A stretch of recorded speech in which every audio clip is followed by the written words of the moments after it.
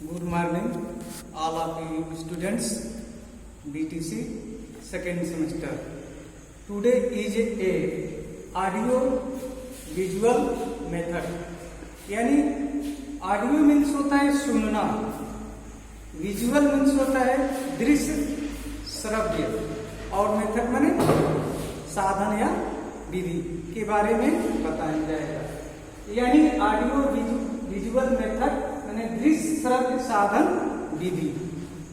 इसके तहत इंट्रोडक्शन के तहत the audio visual method was first coined in France in the 1950।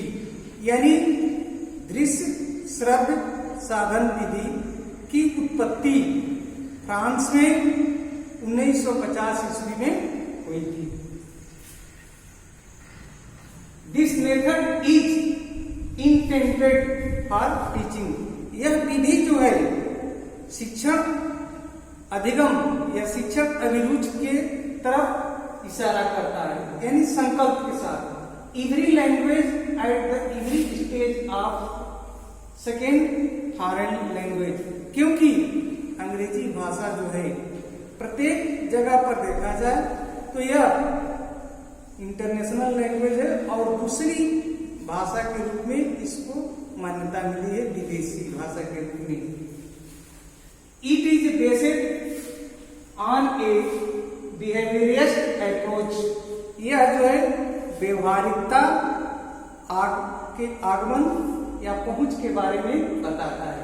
Which help that language is acquired. इस भाषा की कुछ आधारभूत तत्व मांग हुई है। बाय हैबिट फॉर्मेशन, जो व्यक्ति के अभिरुचि, इच्छा और जिज्ञासा पर निर्भर रहती है कि इस विदेशी भाषा को किस तरह से हम अन्य भाषाओं के तौर पर उसको हम ग्रहण करें। It is based on assumption that foreign language is basically, क्योंकि यह भाषा जो है कल्पना पर आधारित भाषा है और प्रारंभिक स्तर पर मैकेनिकल प्रोसेस, जिस तरह से किसी वाहन को आगे बढ़ाने के लिए कल पुर्जे उसमें छोटे छोटे नट या यंत्र जो कार्य करते हैं, ठीक उसी प्रकार से अंग्रेजी भाषा जो है विदेशी भाषा होने के नाते इसके तहत व्याकरण की अच्छी जानकारी होनी चाहिए, जिसमें पार्ट्स ऑफ स्पीच हुआ, टेंस हुआ, नरेशन हुआ, ट्रांसफॉर्मेशन हुआ, etc. And it is more effective in spoken form for proceedings. यानी जब बालक या बालिका अच्छी तरह से जान लेगा इस विदेशी भाषा को, तो वही विदेशी भाषा अन्य भाषाओं से सरल प्रतीत होगी और उसको आगे अपने लक्ष्य में पहुंचने में सुविधा होगी। रिटेन फॉर्म, और पढ़ाई के साथ साथ लिखना भी चाहिए, बोलना भी चाहिए, क्योंकि जब तक ले लिखेंगे नहीं तब तक ले समझ आएगा नहीं। मान लीजिए कि मस्तिष्क से कभी अचानक कोई व्यवधान हो गया तो लिखने पर कुछ चीजें अचानक अपने आप लिखते समय याद आ जाती है। The principle of audio visual method, इस दृश्य श्रव्य साधन विधि के सिद्धांत क्या है? इसमें पहला है audio visual method in teaching strength and instructor verbal presentation. यानी दृश्य श्रव्य साधन विधि जो है मजबूती के साथ शिक्षक बालक को दोनों को ये लाभ पहुंचाता है। अध्यापक जो है बच्चों को कोई शब्द मौखिक बोलता है तो उसके पहले कोई तैयारी नहीं होती है।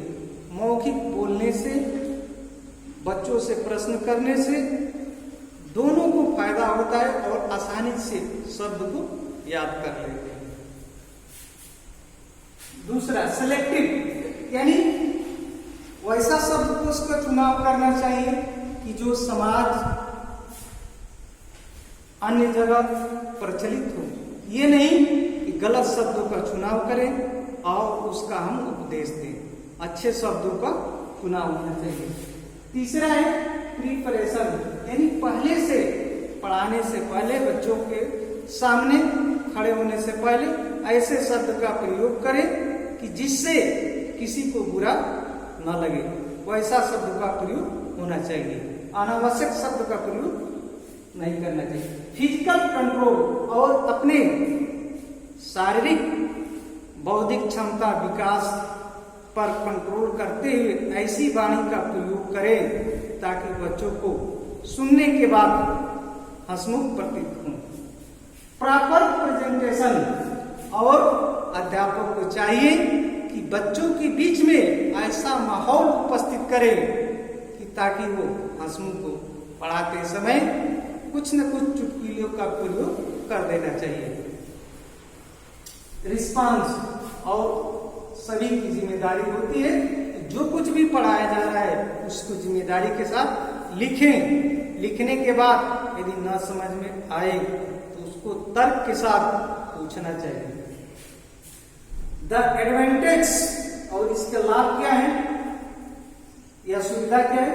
The student are easily able to understand the material because they not only listen, यानी अभ्यर्थी को, the student are easily able, अभ्यर्थी को आसानी से समझना चाहिए।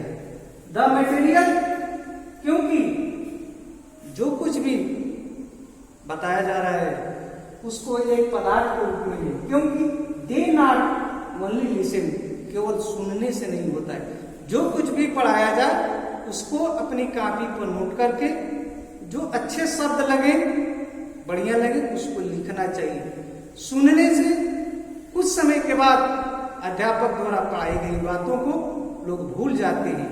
लिख लेने के बाद वही आगे चलकर काम आता है। दूसरा, the students are fluent in speaking, और जब बालक लिखने का काम करेगा, अध्यापक पढ़ाने का काम करेगा, तो अध्यापक की बातों को सुनकर बच्चे जो हैं वही विदेशी भाषा धारा प्रवाह के रूप में, फ्लुएंट स्पीकिंग, धारा प्रवाह के रूप में बोलने का कार्य करेंगे।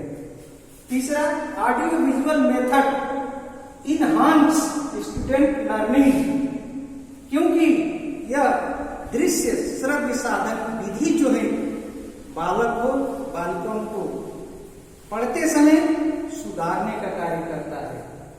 Create a more inviting atmosphere, और बच्चों के अंदर ये उत्पन्न करता है वहां के वातावरण, माहौल के बारे में कि बच्चे समझे कि नहीं समझे।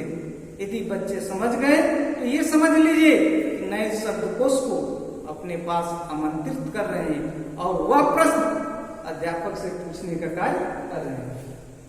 The basic method of teaching is repetition, जो प्रारंभिक जानकारियां हैं उसको बार बार दोहराना चाहिए। ये नहीं कि प्रारंभिक स्टेज की जानकारी न हो और आगे की तरफ बढ़े।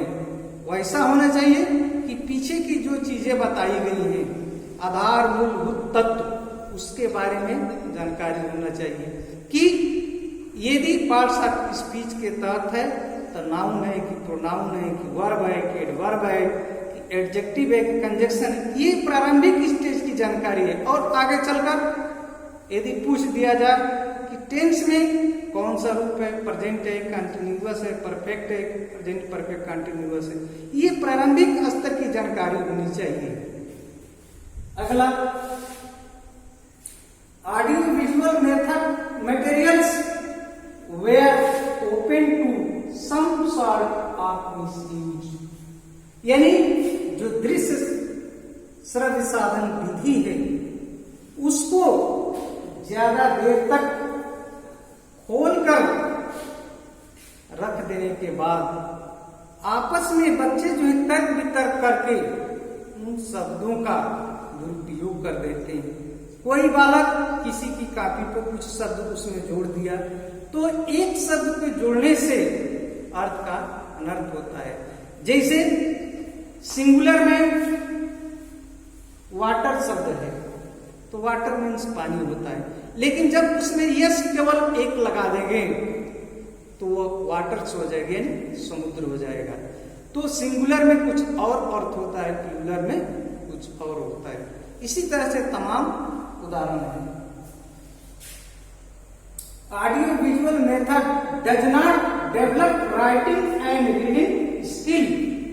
दृश्य श्रव्य साधन विधि जो है यह विकसित नहीं करता है कि आप पढ़िए, बल्कि जो कुछ भी आपके पास दक्ष और क्षमता के अनुसार आपकी जानकारी है उसको अपने सहयोगी साथियों में अध्यापक के साथ बौद्धिक विकास के साथ प्रश्न पूछिए, उसका संतोषजनक जवाब लीजिए, और जब तक ले आप संतुष्ट न हो जाए तब तक प्रश्न पूछने का कार्य करते रहिए। Thanks you all of you students.